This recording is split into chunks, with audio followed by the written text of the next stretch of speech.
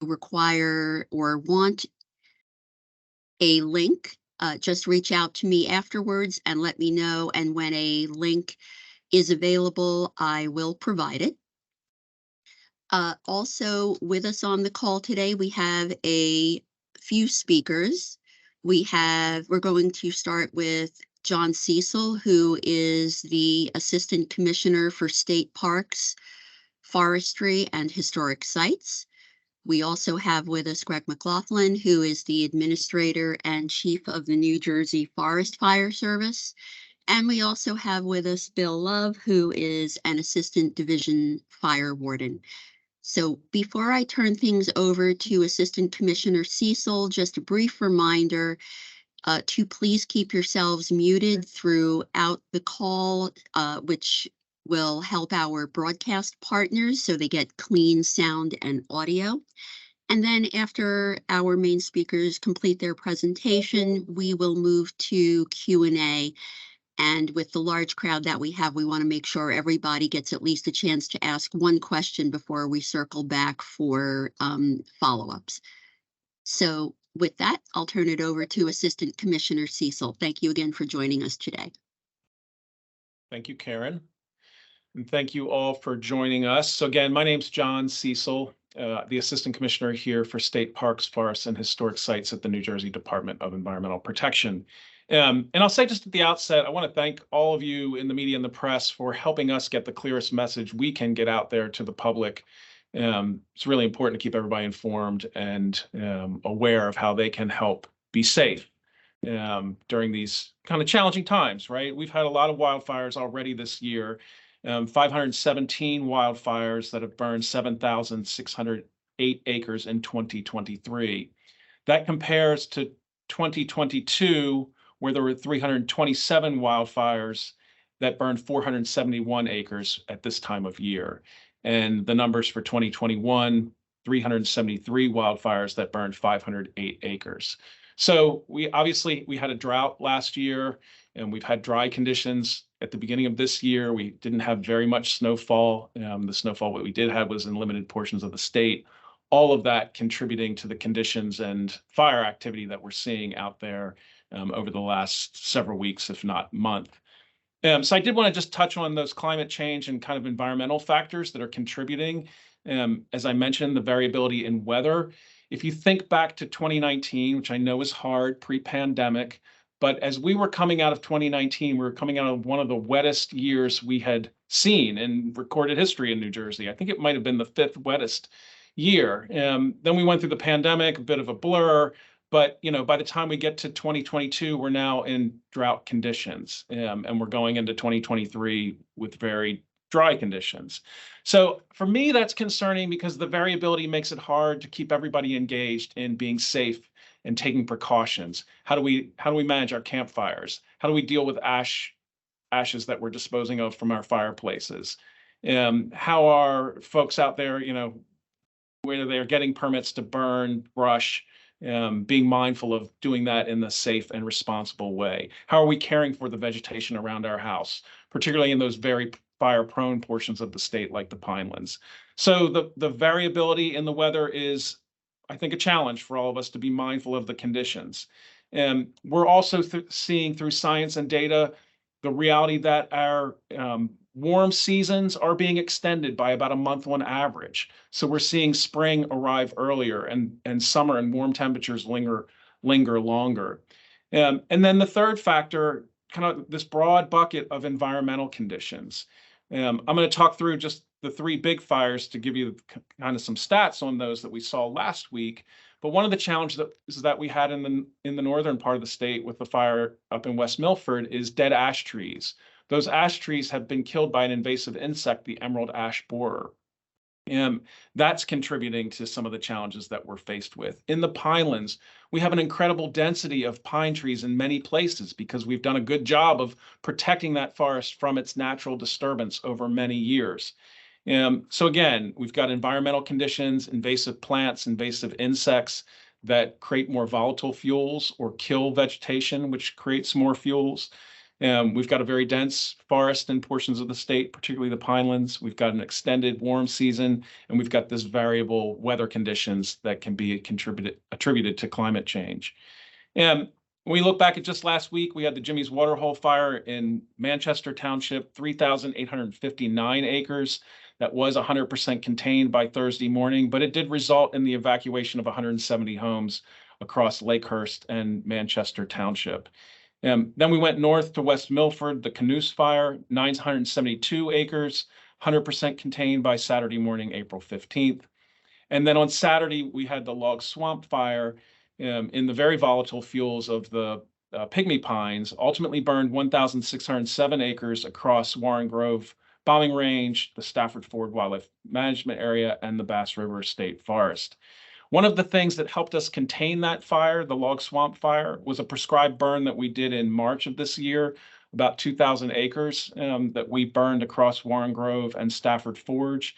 And generally, the Route 539 corridor, we've put a lot of attention into conducting prescribed burns over the last several years, and we believe that's helping us in that it's reduced the amount of fuels that are in some of those spaces. And certainly on the Log Swamp Fire, we saw that effectively form a barrier to the spread of that fire.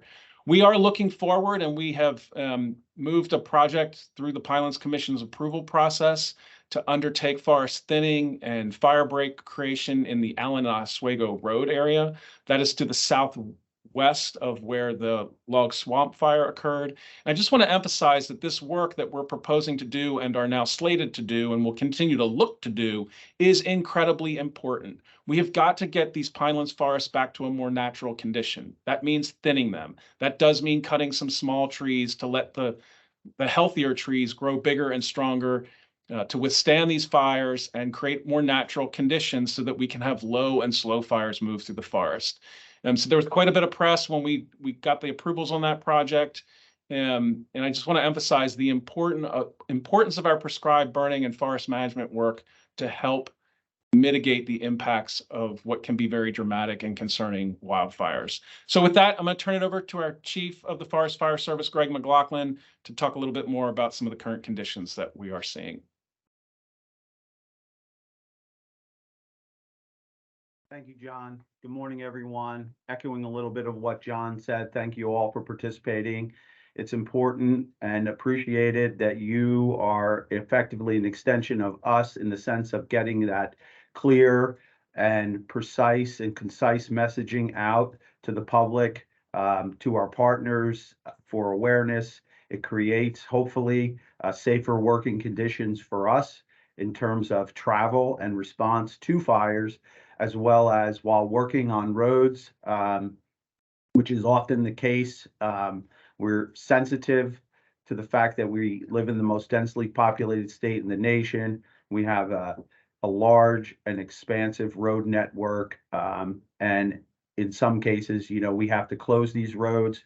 This creates some inconveniences, but it's done for safety, and so we do appreciate the public's cooperation in these matters. And just if we could get out there some emphasis and recognition to the public, the support from local residents in these communities where these fires have occurred from south to north has been overwhelming and just tremendous, and has really made us feel special, important, and proud to be going the extra mile to work hard, work overnight, work in extremely hot conditions, which, I don't think any of us were prepared for this early in the year. The outpouring of food, water, goodwill. People had called me, offered their homes for us to take showers because we were moving people, resources, and trucks around from different parts of the state, and they were traveling sometimes up to 2 to 3 hours. And people were just very supportive, offering their homes, their showers, their couches, their beds, and just stopping and dropping off water and food, and local businesses the same. Local restaurants, delis, convenience stores, etc. So I just want to shift a little bit and talk about fire season here in New Jersey. We sort of have a little primer on this every year, and spring is our peak fire season here for a couple of main reasons. Predominantly, fire is fire occurrence, fire spread, fire behavior, uh, highly connected to weather conditions. In the spring of the year, we do not, at this time, have full leaf out of our deciduous vegetation. So there's no shading of the pine needles, leaves, fuels, if you will. We consider vegetation essentially anything that will burn to be categorized as a fuel. So those on the ground fuels are drying out quickly with the absence of shading. So a fire starts on the ground and can spread quickly, especially when at this time of year, again, we have tendency towards high wind events and lower humidities. Those factors cause a ripening of the fuels. And so as fire's spreading, you have this preheating effect that's occurring in front of the fire. And as if those fuels are ripe, that preheating effect creates a more intense fire and a fire that spreads more quickly. Another component of that fire behavior is we've been in these very, very dry conditions. And when that happens, the ember effect from fire is compounded, it's magnified. We'll see embers spreading up to a mile and starting new fires. Well, let me take that back. We'll see embers spreading up to 2 miles. We'll see embers spreading a half mile to a mile, starting new fires.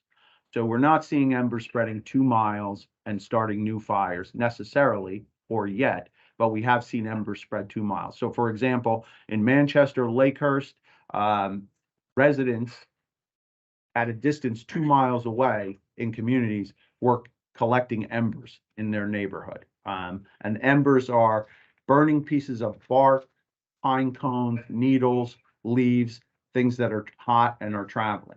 On the Canoes fire in West Milford, the fire was burning on the west side of Echo Lake, and embers traveled approximately a half mile across Echo Lake, and those embers were starting new, what we call spot fires.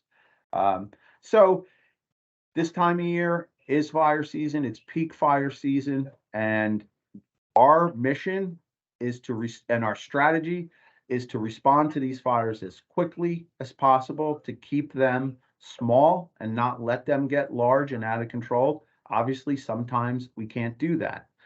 Why? Maybe there's no good access to get to the fire. That's one of the main factors that may be limiting what we call direct attack, initial attack, where we'll go in with our customized vehicles that are designed and built to go off-road, go through the woods, push trees over, and get to and suppress fires quickly. When we can't do that, we have to formulate another strategy that involves indirect attack, where we look at strategic areas, control fire lines, fire breaks, roads, where we can manage the fuels ahead of and around the fire to effectively prevent the fire from spreading beyond what we want it to in a designated containment area. As part of our initial attack strategy, when fire conditions are high, and Bill's going to talk a little bit about some of our trigger points. He's going to talk about weather, special weather statements, red flag warnings, and how we respond to that. But at this time of year, we bring in extra aircraft on contract. These aircraft travel upwards of 200 miles an hour. They carry 800 gallons of water. They can be in a location fast. They could put a large load of water on a fire and cool it down until ground resources can get there. So they're helping with this direct initial attack, rapid response. Obviously, our towers are staffed. A large percentage of our fires are detected by our towers, and that in part leads to our quick response. We have some in-house aviation assets to support fire operations in terms of helicopters. We have one series of helicopters we use for observation to help guide ground resources, identify spot fires that may possibly go outside our containment line, so we can respond to those quickly. And then we have one series of helicopters that we also use to drop water. So with that, I think I would like to just turn over to Bill Love and let him give you a little background and update on where we are, what's predicted for today, and the rest of the week. Morning, everyone. As the chief said, this is essentially our Super Bowl, April. This is when we have the large fires throughout the state and small fires in addition to that.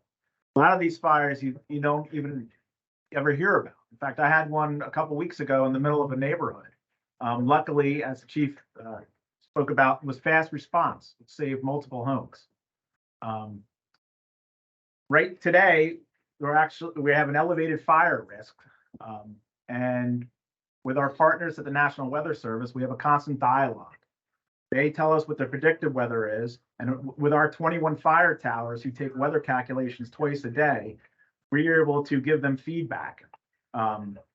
We're prepared for red flag conditions beginning at 1 o'clock this afternoon. Once these conditions are enacted, we have certain trigger points where we step up our patrols. We add extra trucks on duty for up to 8 hours. As the chief said, we have multiple aircraft. We have helicopters with 300-gallon buckets. All the fire towers are staffed. We're tired, but we're getting it done. Guys are all working late hours, no sleep, but we're getting it done. Okay. And this is something we go through every year. We didn't have any snow this year. It's, the southern part of the state's been abnormally dry for like a year and a half now. A lot of the places where we're able to stop fires, we don't have that luxury anymore. Okay. Because the swamps they're dry. Okay. So that's adding to the issues we're having this year. Once again, as far as the trigger points, the fire towers calculate the humidity, the temperature, the buildup, which means, how dry are the fuels? Okay. Even though we can all feel it in our stomach when we know it's a bad day for a fire, we actually have objective data, objective criteria that we utilize to come to these calculations. Going forward, the rest of this week, we don't see any rain until possibly Saturday. Hopefully the winds will let up a little tomorrow, but until we get into mid-May and we the herbaceous stage where the fuels will turn green. Okay, right now we're in a cured state. We're going to be at this unless it rains. I think that as long as the public joins us, because 99% of fires are caused by humans in the state. Okay, only 0.1% are caused by lightning. As long as the humans, as long as the public assists us, we'll be able to keep these fires at a small size. Anything else you'd like to speak about? I just want to mention and emphasize a point that Bill brought up, and that is that, in part, we're talking today not only about the fact that it's peak wildfire season and spring is peak wildfire season, and we need to get this recognition out and this information out, because I think there's a general sense among most people that fire season's summer, because we hear about large fires in California and the West, which are occurring in late summer, and because it's hot in the summer. But it's not the case. Fire season is now, for those reasons that I talked about earlier. Obviously, we all know in the summertime here it's hot, but it's also humid. Everything is green, everything is full of moisture. Not to say that a fire can't occur in the summertime. We saw fires going through June 19th, June 26th into the middle of July last year, because it was dry, because it was hot, because we were having unprecedented low humidities during that time. So we can see fires then, but it's not our typical and traditional season. So people are not thinking about it as much. People are also going out and enjoying the longer days, the warmer weather, We want people to go out. We have some of the best, most beautiful parks and forests in the country, and we want to encourage people to take advantage of that and to use those natural resources and appreciate them. But we also want to caution people to be careful and be smart, and to think about the environment that they're living in and the environment around them. And so my point to Bill's statement was that we're here talking about perhaps these 5 fires that have occurred over the last month or so, but 517 fires have occurred since the beginning of the year. So we're doing really good work to keep most of these fires small. But we are running. We're running 7 days a week. We're running 24 hours. There's a lot of fires going on at night while people are sleeping that don't get media attention, don't make the news. So we're doing good work, and we thank everyone for their support. And if anyone has any questions, we'd be willing to entertain that.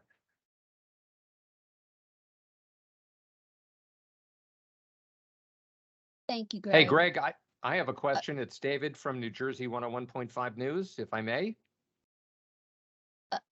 David, before you continue and Greg answers, if I could just, we have a lot of reporters on the call, so if anyone does have questions, please use the raise your hand function, and I will call on people in order so we can keep this moving quickly and orderly. Thank you. Go ahead, David.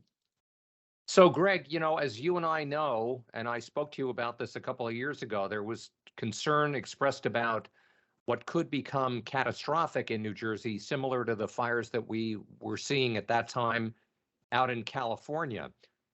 Today, you're talking about the Ember effect, indirect attacks, extra aircraft helping with direct initial attacks, quick response. It sounds like a war strategy in one way. And I think it helps to dramatize the fact that you guys are in a war of sorts. And I was wondering if you could just talk a little bit about, the fact that this is the way you are approaching it. There are definite strategies that need to be in effect here, and the fact that, you're trying to prevent what could become a catastrophic scenario. Thank you. Yeah, hi, David, and thank you for the question. Always good to speak with you. We haven't had a chance to do our catch-up call this year, so I'm glad you're able to participate today. In effect, you bring up a good point, and I feel like you're on target with that. I mean, this is combat. This is front lines. This is very much akin to a battle. We position ourselves in front of the fire and around the fire. We create flanks, if you will, and try and contain and actually push the fire in the direction that we want it to go, away from things that we value, like homes and communities. And so there is a significant amount of strategy going on to create conditions that are not conducive to fire spread. And then as part of that, there's also contingencies. If the front line is not working and the flanks are failing, so to speak, in that lingo, then we go to plan B and we go to plan C if necessary. And we saw some of this happening in the Jimmy Waterhole fire. The fire was on the west side of Route 539, and Route 539 is a pretty significant fire break. When I was first notified late in the afternoon that there was a fire in an area which has very volatile fuels, which has numerous residential developments. And so those two ingredients, at minimum, are part of that recipe for disaster, a part of that recipe for catastrophe. The potential here is real. And if you see it and you experience it, you realize immediately how real it is. That fire was on the west side of Route 539, and when I got a second call, not long after the first call, that it had crossed Route 539, I knew there was going to be a big problem, because 539 is a significant fire break, and the fire was traveling very rapidly we were looking at fire moving at 4.5 miles an hour, which is extreme fire behavior. We were looking at a flaming front and flame lengths, and not to exaggerate, so I'll say conservatively pushing 200 feet in the air. John Cecil and I went out at midnight to check on our frontline containment, strategy A, and we were cut off by a fast-moving wall of fire that was spreading very rapidly. And so we regrouped, dropped back, went to plan B, and thankfully plan B was effective because the next stop for that fire was going to be into some homes in Lakehurst. Thank you, David. Let's go to Karen Wall with Patch.com in Ocean County. Karen, go ahead. Morning, Greg. Thank you again for all the information you gave us on the scene in Manchester last week. It was very helpful. Have you, I know you guys have been inundated. Have you been able to determine any causes of any of these fires so far? So not yet. We're continuing to investigate these fires. We're working very closely with the Ocean County Prosecutor's Office and the Ocean County Sheriff's Department. They've had crime scene units out on scene. We have secured, or points of what we believe to be points of origin, and an investigation is ongoing. So if we get more information here in the future, we may be able to provide that to you. Amanda Oglesby, Asbury Park Press.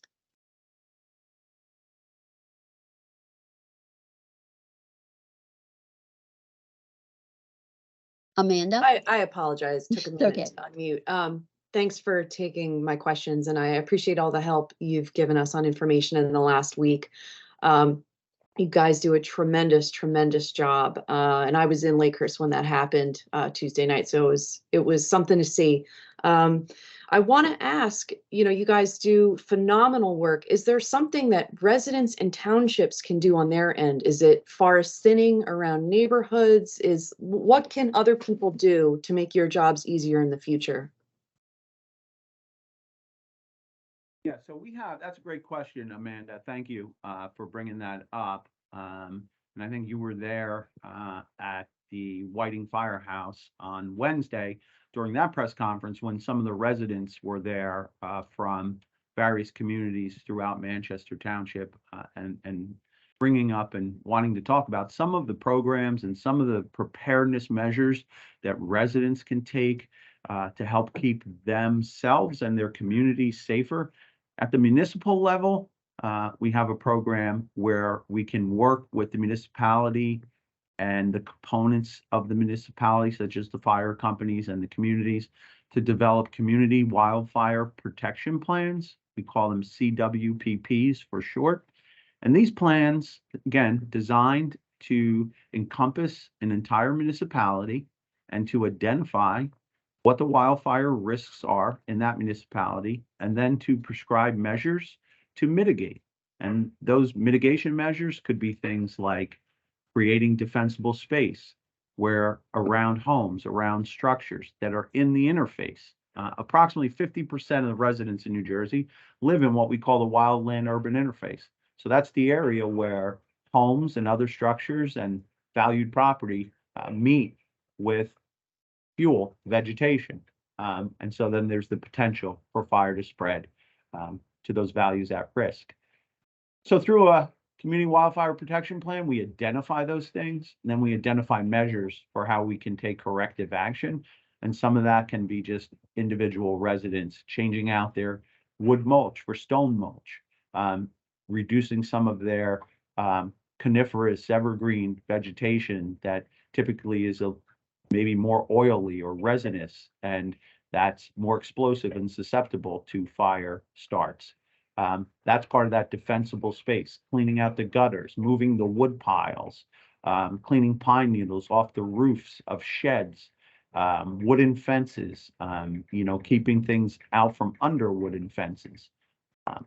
And then in between, sort of the individual homeowner and the municipal level community wildfire protection plan, residents that are motivated to come together to create preparedness strategies for individual communities, neighborhoods, streets. We have a program called Firewise Communities USA, where this is a formal formation of a committee, and similar to the CWPP, but on a smaller scale, there's identification of issues and risk, and then measures are talked about with technical guidance from Forest Fire Service on how they can be mitigated. And as well, we do offer small amounts of grant funding to municipalities and communities to help support these activities. So there's a lot that can be done, throughout the communities. Liam Quinn, NorthJersey.com. Hi, thanks for taking my question and for taking the time to do this. Sort of a two-part question. The first, just now that both, the Manchester and Canoes fires are pretty much under control, what work is still being done at both sites? And then specific to the Canoes fire, it was mentioned last week that the more mountainous terrain made it difficult to access. Is that also create difficulties for sort of prevention measures that you guys have talked about? Both fires, until we get an appreciable amount of rainfall, are going to be in a patrol status. We'll have crews there regularly monitoring the fire, making sure if there's any hot spots, they're hit. Especially the Canoes fire, we're going to have tree work. Some of these trees are going to turn into snags, which will become hazardous to the public. And we're going to have saw crews regularly walking the lines and cutting down any trees that we think is going to be a problem in the future. Sometimes these trees will fall in the middle of the night onto a roadway, okay, and an unsuspecting motorist will be coming along, okay, and it can create many issues, obviously. So, once these fires stop burning and they're outside the headlines, there's still a lot of work for us to do going forward. Thank you. Julie Dorio, New Jersey Spotlight. Yes, thank you. I just wanted to ask, and I apologize if I missed this, but you mentioned just as of this time this year, 517 wildfires, 7,600 acres. I mean, is that the most that has been recorded as of this time, historically, in the record, or is this not actually, I guess the worst historical year so far? It's not. It's historically, it's not the most that's been recorded in a spring fire season.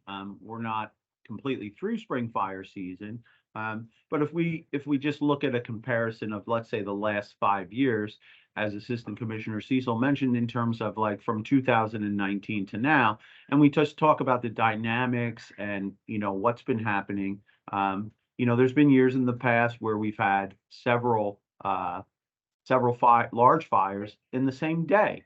And so there's a lot of variability from year to year, and that is weather dependent. And so if we just reflect back on the last couple of years, 373 fires in 21, 327 fires in 22, 517 in 23.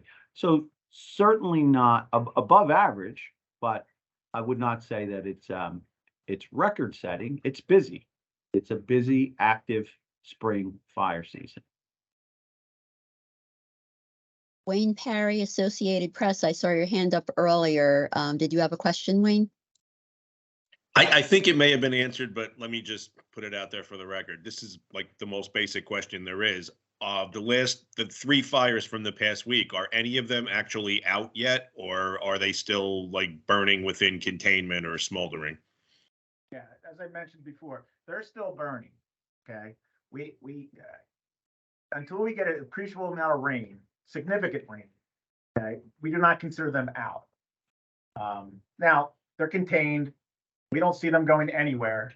However, it would be premature to call them out at this point. They're going to be smoldering anywhere along the fire line. Okay, so we start obviously at the edge of the fire line, and we continue to work our way into the interior of the fire, mopping up. And we could do that for weeks. I've done it for months in the summer. And so mopping up, just to, mopping up is essentially what it is, right? It's taking a backpack full of water. If we can use small equipment, ATV or UTV to bring water in, if we could bring a truck in, we're looking for these pockets, and perhaps they're burning along or under the ground in a root system of a dead tree, or maybe a hollowed out tree. We see a lot of this. We see hollowed out trees. We see dead trees that just continue to smolder and burn for days and days, right? So we're looking for those things, working from the containment lines, the control lines, to the interior, to get anything that's hot as far away from those containment lines as possible, as far away from roads as possible, because we don't want those falling trees and those burning embers to come across the containment line. We don't want them falling on power lines and roads. And then when we get that appreciable rain and it really cools things down and soaks through several inches of pine needles and leaves and actually gets down into the soil, then we feel confident we have a washout and on our heat, and we'll look to talk about calling them out. Jeff Goldman, NJ.com. Good afternoon. Thank you for taking my question and for doing this press conference. I know you'd mentioned that the Manchester fire was under investigation by both the Ocean County Prosecutor's Office and the Sheriff's Office. Is the same true of the West Milford fire? Is the Passaic County Prosecutor involved in that investigation as well? So the fire up in West Milford, a little bit different. There's West Milford Police, Office of Emergency Management. I do not know that we've engaged with the Passaic County Prosecutor's Office on this fire particularly. But I did want to mention, I'm glad you brought it back around as well. We do work with investigators also from New Jersey Division of Fire Safety. They have their Division of Fire Safety is our sister agency that's responsible for all structure fires in New Jersey. But they have a really talented investigation team. So we collaborate with them. This is a big collaboration. You want to have a lot of different eyes, opinions, viewpoints on these things, to try to put together an agreed upon a direction in terms of the investigation, mapping, if there's a chance for evidence collection, things like that. Are there any other reporters who have questions before we circle back to those who may have follow-ups? Okay, Doug Meligari, Pine Barrens Tribune. Go ahead, Doug.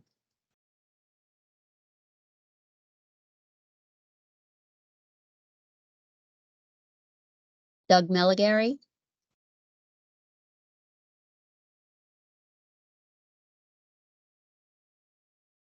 Doug, you may be having technical difficulties. You appear to be muted. One more time.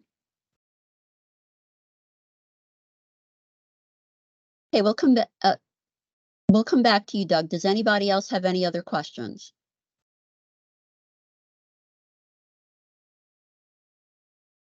Doug, would you like to try again? You're still muted.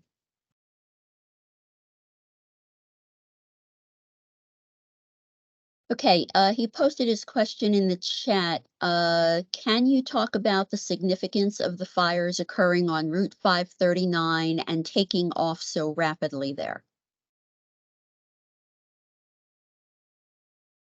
Obviously, fire 539 is in the Pygmy Pines.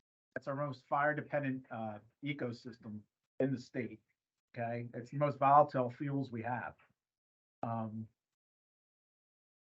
We had some major access problems getting in there initially. Okay, so the decision was made to do what's called an indirect attack, especially since we know, a fire is going to burn with the wind. Okay, so that day we had a southeast wind, so the fire was going to burn in a northwest fashion. All right, we knew we had that controlled burn that we had just accomplished earlier this season, protecting us. So the decision was made to do an indirect attack for the safety of the firefighters, instead of actually going what's called a direct attack. Okay, we got to use what's the best tool in our toolbox. We're fighting these fires, and we got to do it as safely as possible. Like David mentioned, it's there are many similarities to war. Okay, our whole incident command system that we use to organize these fires was adopted from the U.S. Army.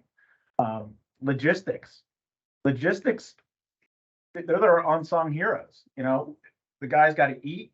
We need fuel. We got to have the equipment running. We have mechanics, and we need good leadership. And I can tell you right now, I've been a firefighter in this organization for nearly 30 years, and I don't remember the assistant commissioner and the state fire warden on the truck in the heat of the battle. And I think the guys, that creates good morale. And when we know our leaders are there standing with us. Thank you, Bill. Amanda Oglesby, Asbury Park Press, follow-up question? Yes, thank you. I just wanted to know, how do evacuations, how is that decided? Who makes that call when that's done? I just wanted to know how that process worked in Manchester and Lakehurst when that happened. Yeah, so that's a joint decision between local law enforcement, local OEM. So in this case, it was Manchester Township OEM, Manchester Township Police, and Lakehurst Police as well. Because remember, this fire was, these are some of the tricky elements. Fire doesn't look at who owns the property. Fire doesn't look at property boundaries, township boundaries. Fires occurring in Manchester Township and the evacuations were conducted in Lakehurst. So we had really good ties into Lakehurst, and then we come up with what is going to be the best course of action. Are the residents mobile? What are the implications of moving the residents? There was a hotel on Lakehurst Circle, and we felt that was enough out of harm's way and would have created maybe too much traffic and too much chaos to evacuate the entire hotel. More exposure was our concern for the community in Lakehurst on Division Street. So we get together with the local law enforcement, local OEM, and it's a joint decision. And they have plans in place. They have methods, the reverse 911, the Nixle system, to let folks know. And then in this case, everybody, it was all hands on deck. And everybody that was available at that time was going door to door to help evacuate people. Thank you, Greg. Any other questions from our guests?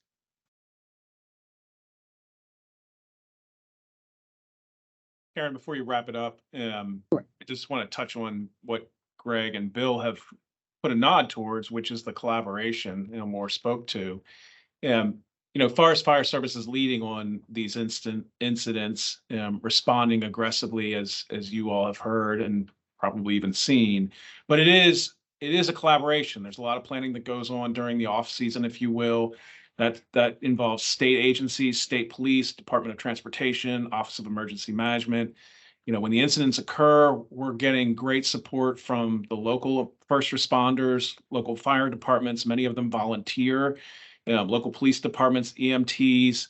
So I just really want to emphasize and offer that thanks. I've stressed that throughout our media briefings. We need everybody collaborating, being good partners, and that's what we've had. We've had the Department of Defense at Joint Base and Warren Grove playing their roles, bringing their equipment and assets to support these incidents as is appropriate and makes sense. And also the public, for folks to listen to the first responders when they're asked to evacuate, to clear the roadways when the Forest Fire Service is coming through, to take those precautions, early in the season. All of that is just critically important. And we've had a great collaboration throughout these incidents with so many responding agencies. So I didn't want to let this get away without a nod to all of that. Thank you, John. And we have a question from Michelle Rotuna Johnson, also with patch.com. Go ahead, Michelle. Hi, thank you very much. I wanted to ask again what Liam had mentioned about the more mountainous region up in Knaus and how that might have made fighting that particular fire difficult, but also maybe what challenges the Forest Fire Service sees when they're out there clearing trees and trying to prevent the hot spots from flaring up again. I'd imagine that more rugged terrain might affect how you attack and prevent fires in those regions. So when we're in a mountainous terrain, obviously it's more hand-to-hand combat, if you will. In the southern part of the state, in the Pine Barrens, it's more of a mechanized attack. We use specially built trucks called power wagons, which are barred out where we can drive through the forest.